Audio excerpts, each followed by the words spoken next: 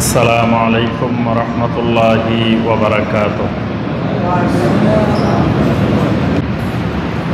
এবার আসেন আমরা আকীদাটা কি জিনিস? আমরা ঈমান বলছি তিনটা জিনিস। অন্তরে ঠিকমতো বিশ্বাস থাকা লাগবে, জবানে স্বীকৃতি দেওয়া লাগবে, আমলের বাস্তবায়ন থাকতে হবে, তাহলে হবে ঈমান। ঈমানের এই তিনটা জিনিসের গুরুত্বপূর্ণ জিনিসটা হলো আকীদা, অর্থাৎ অন্তরের যে বিশ্বাসটা, এই বিশ্বাসটার নাম হলো আকীদা। তিনটা জিনিস, একটা হলো অন্তরের বিশ্বাস, মুখে স্বীকৃতি, আমলে বাস্তবায়ন। এই তিনটার মধ্যে প্রথমটা হলো অন্তরের বিশ্বাস। এই অন্তরের বিশ্বাসটার নাম হলো আকীদা, মানে অন্তরে বিশ্বাসটার আরেকটা নাম হলো আকীদা। এটার নাম আকীদা হলো কেন? আকীদা মানে ঘিরা দেওয়া, আকীদা মানে ঘিরা দেওয়া। দেখবেন আমরা যে বিয়ের যখন হয় তখন বলি যে আকদে নেকাহ, আকদ হবে, বিয়ের আকদ হবে। এই আকদ মানে হলো ঘিরা দেওয়া। একটা ছেলে এবং একটা মেয়ের মধ্যে আমরা ঘিরা দিয়ে দিই, সংযুক্ত করে দিই, তাদেরকে মিলাই দিই, এজন্য এটার নাম আকীদা।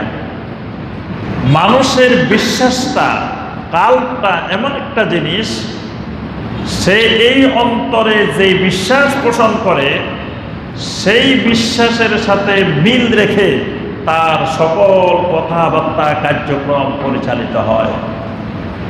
তার বিশ্বাসটা যদি আল্লাহ রাব্বুল আলামিন কেন্দ্রিক হয়, তাহলে তার সাথে আল্লাহ রাব্বুল আলামিনের সাথে ঘিরা লেগে যায়, সুবহানাল্লাহ। আর যদি তার বিশ্বাসটা ভ্রান্ত হয়, বাতিল হয়, ফাসাদ হয়, তাহলে তার সাথে শয়তানের ঘিরা লাগে যায়। এই জন্য এটার নাম আকীদা। এটার নাম একটা চুক্তি। আকীদা মানে চুক্তি, আকীদা মানে অঙ্গীকার, আকীদা মানে ঘিরা লাগা। এই জন্য আকীদাটা বিশ্বাসের উপরে ভর করে পৃথিবীর সকল মানুষ চলে।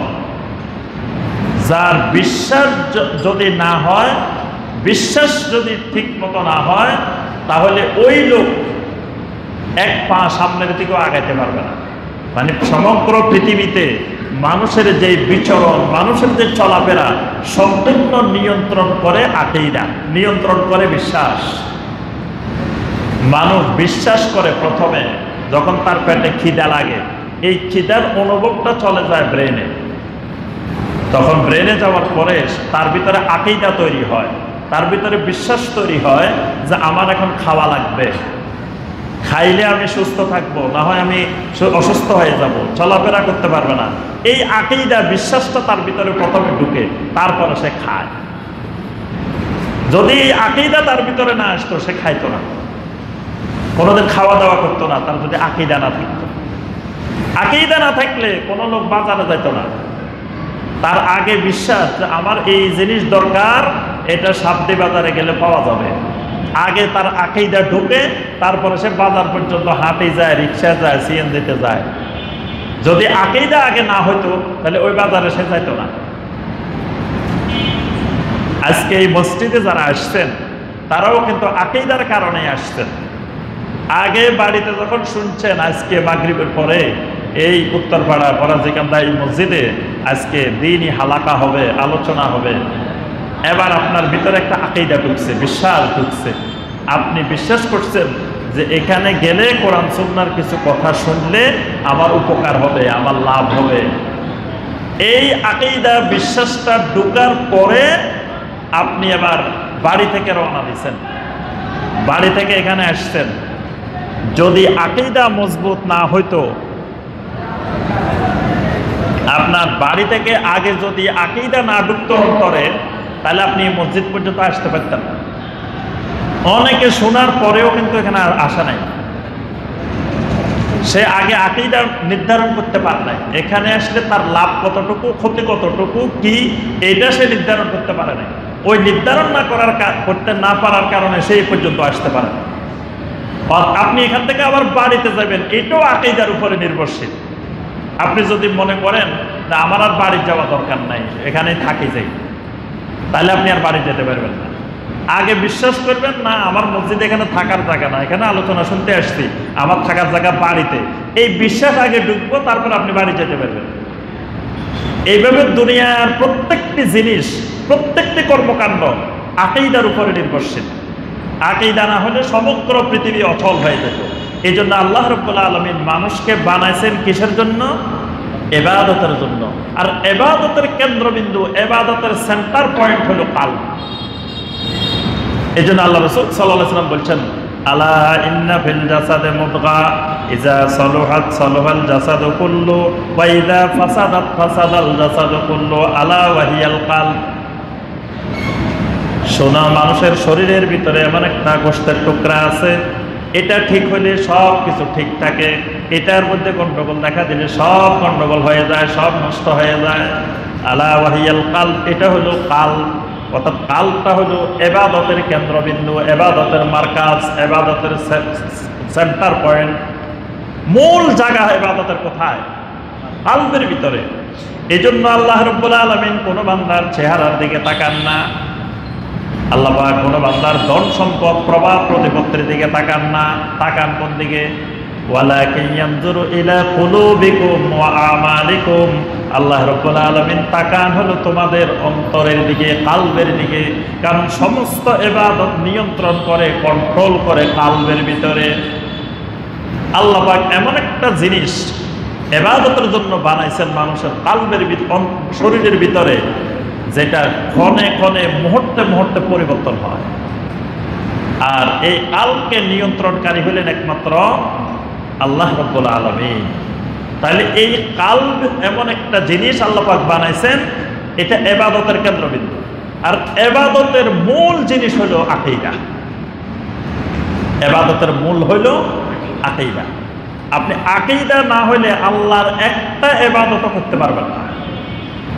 যখন আপনার ভিতরে আগে আকীদা ঢুকবে, আকীদা মজবুত হবে, আকীদা শক্তিশালী হবে, তত আপনার আমল শক্তিশালী হবে, আপনার আমল মজবুত হবে, আপনার সমস্ত কার্যক্রম সুন্দর হবে।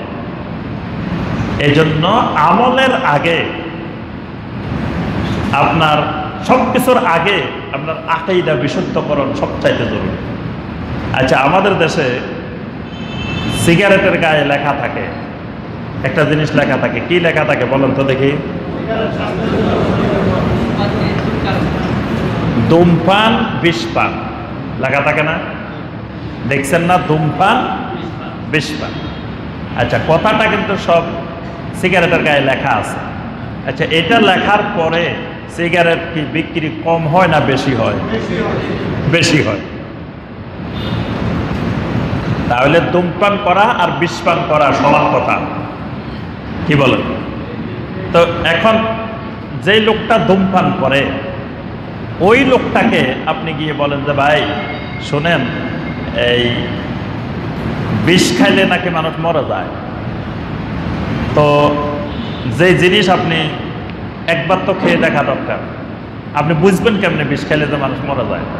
অনেকে বলে গুনার কাজ এটা একবার করি দেখা লাগে, না করলে আমি বুঝবো কেমনে এটা করলে যে ক্ষতি, এটা তো বোঝা লাগবে। তো বোঝার জন্য একবার করা যায়।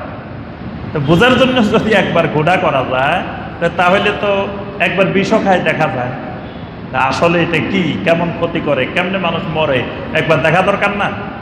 আচ্ছা, যেই লোকটা ধূমপান করে ওই লোকটাকে আপনি বলেন যে ভাই কোনো টাকা পয়সা লাগবে না, ফ্রি, আমি কিনে দেবো, অসুবিধা না, আপনি একটু বিষ খান।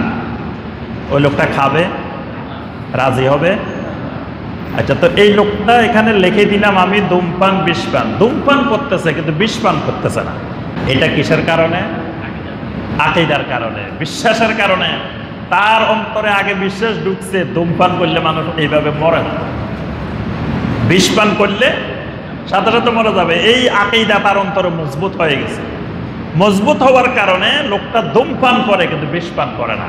এবং এটা যত সুন্দর করে লেখক, লোকটার বিশ্বাস হয় নাই, লোকটার অন্তরে কিন্তু বিশ্বাস হয় নাই ধূমপান যে বিষপান, এটা বিশ্বাস হয় নাই।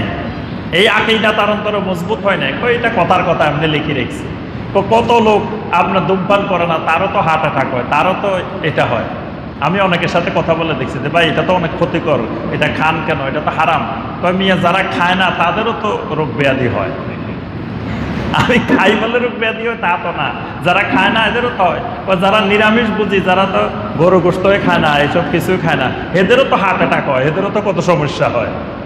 তাহলে তার অন্তরে আগে আকীদা ঢুকছে যে এটা খাইলে কোনো সমস্যা হয় না, আর বিষ খাইলে সাথে সাথে মানুষ মরে যায়, এই আকীদাও তার অন্তরে মজবুত হয়েছে, এজন্য ওইটা খায় না। তাহলে দুই জায়গায় তফাৎ কেন? আকীদার ভিন্নতার কারণে। আচ্ছা, এক লোকের ফ্লাইট, রাত্রে ফ্লাইট হলো 3টায়, বিমানের ফ্লাইট কয়টায়? 3টায়। এই লোক রাত্রে 12টার সময় ঘুমাইছে, 3 ঘন্টা পরে ফ্লাইট।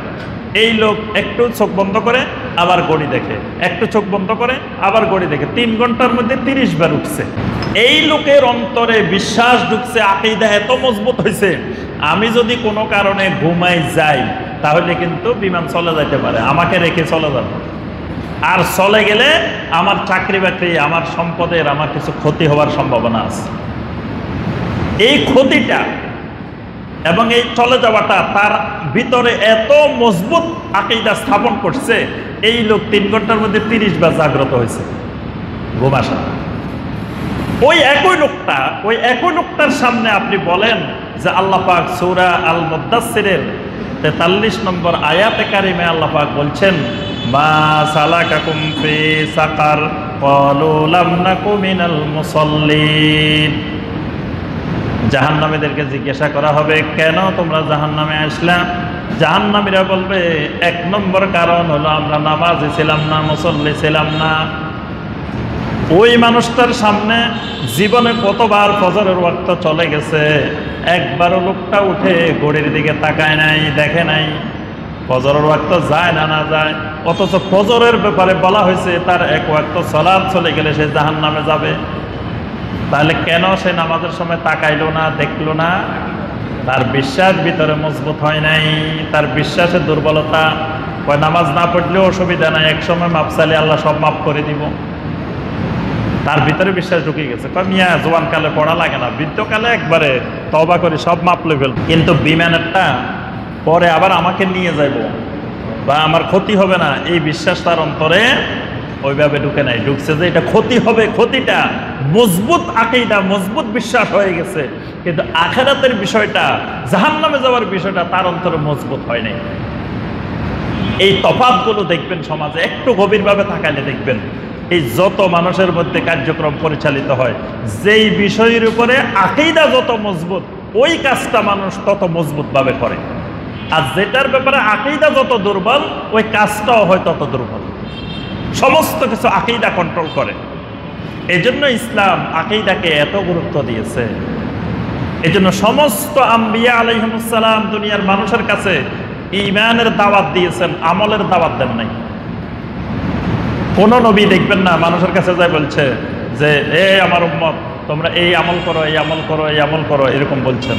সমস্ত নবীরা বলছেন কি, ইয়া আইয়ুহান নাসু উবুদু রাব্বাকুম।